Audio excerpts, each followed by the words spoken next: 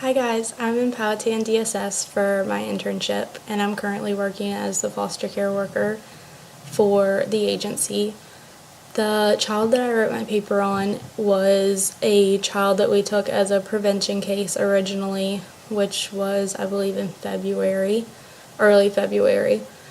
And then he ultimately came into foster care, into my care.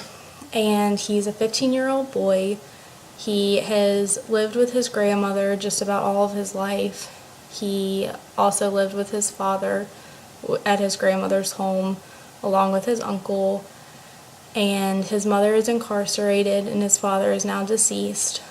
He has some significant trauma history, including his father's death and the death of his uncle, which he witnessed, and the death of his grandfather. And those were all about 2 years, within 2 years of each other. So he had a lot of issues and struggled coping. He didn't really have the resources, or his family had the resources to be able to help him find alternative ways to cope.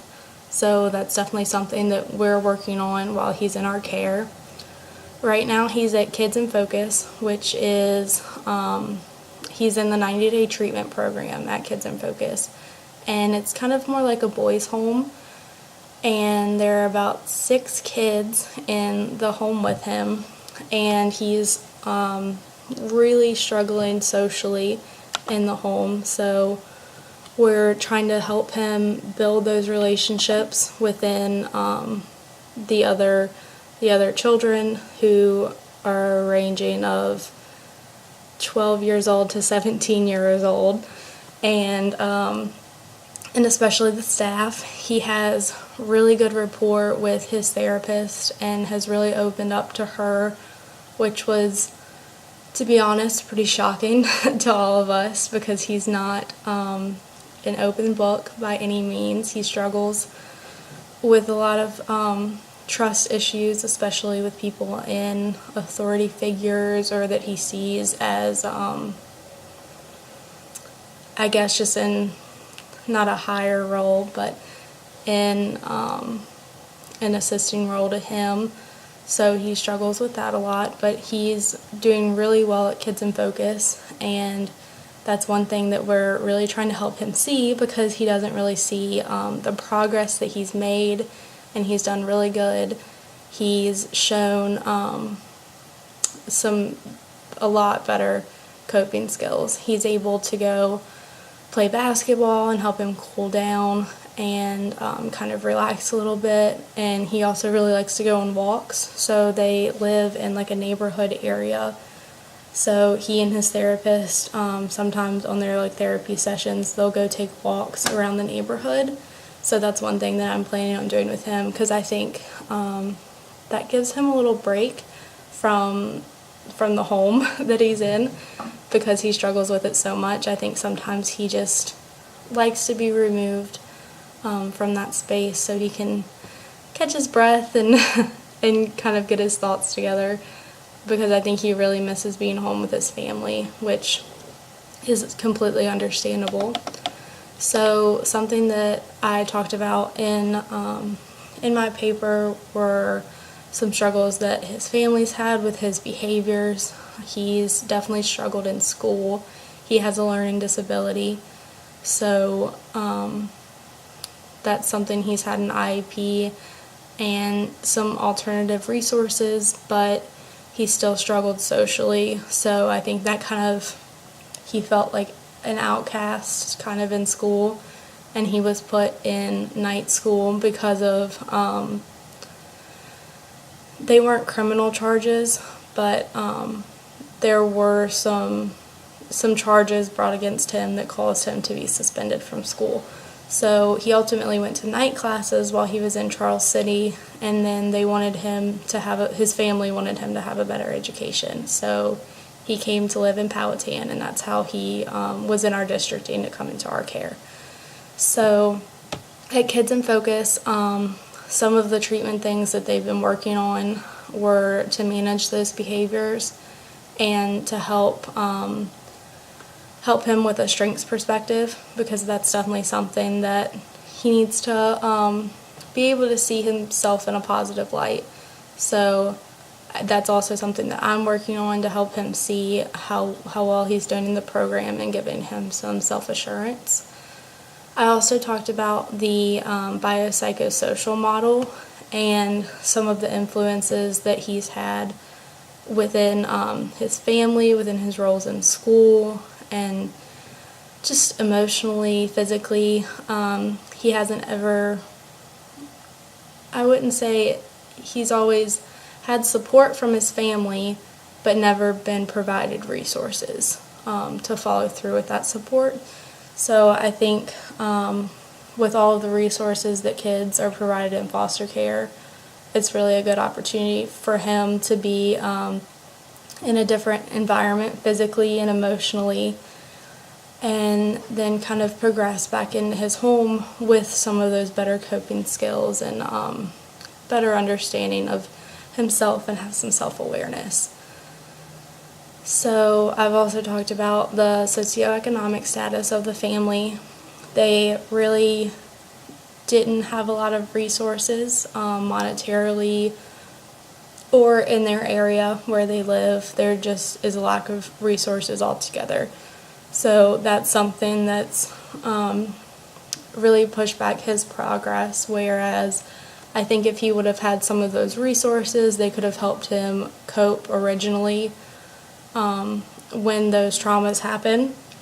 So I think that's something that's really impacting our side of the caseload, just because he just needs some additional supports. And one way that we're supporting his family is to give them gas cards, so they're able to go pick him up, because he really needs the influence from his family. I think the ability to go home on the weekends is something that gives him some drive and pushes him to make progress through the week, because he can look forward to going home on the weekends as like a goal almost. So with that, we want his family to also have the resources to be able to get him on the weekends. So by doing that, they are able to go pick him up from Kids in Focus and take them back, and vice versa. So that's something that we're helping them to do. And he's also been having some family therapy. They really want to help incorporate that into his grandma's role, because she really plays a significant role in his life. So that's something that we're working towards as well. And as far as termination, so the program is 90 days, so I believe his last day at Kids in Focus is approximately June 5th, and we really need his grandmother's home to be in a better physical condition before we send him back into that home. So we're working with Habitat for Humanity to try and get those repairs fixed before June 5th.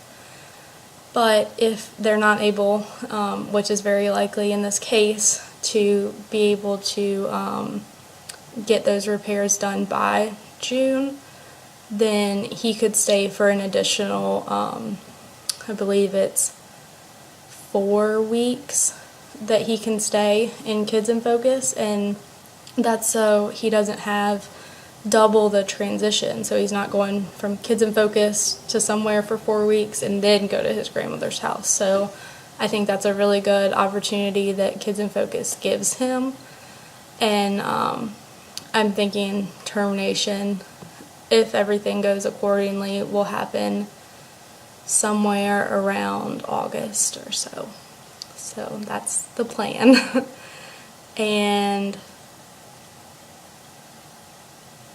I think that is about all that I have as far as permanency and safety. I mean, I think permanency is with his grandmother. That's who he feels most comfortable with, and as long as we can get those physical repairs done to her home, then I I think it'll be safe and a really good environment as long as resources are provided for him to go back to. So that's about all I have, and I want to reiterate just how great this kid is, and I think with the resources that DSS can provide him, he's going to be able to thrive. There's a lot of progress that still needs to be made, and I think there will always be progress that needs to be made, but who doesn't have that? And I think it's a really good learning opportunity for me because there are a lot of struggles that he has, and a lot of resources that I can help him find, and I would really like to continue carrying this case, maybe as not a foster care case, but a independent living case or something like that, because I think this family definitely needs resources, and he will probably continue to need resources. But I think this is a really good opportunity for him, and I'm excited to see where it goes.